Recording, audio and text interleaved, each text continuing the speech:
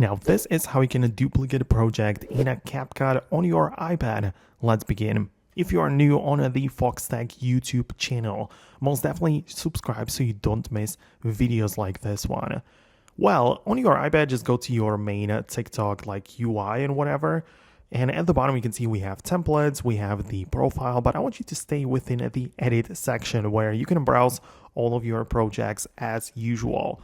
And the point is that every single project has the three dots button next to it for more options. So click on that, more things are going to appear, and one of them is the ability to duplicate the file. So when you click on duplicate, it will create the copy of your existing project, right? So this is a good idea in case you want to experiment or test out some new features and you want to have a copy of your project saved so nothing happens to that original project, right?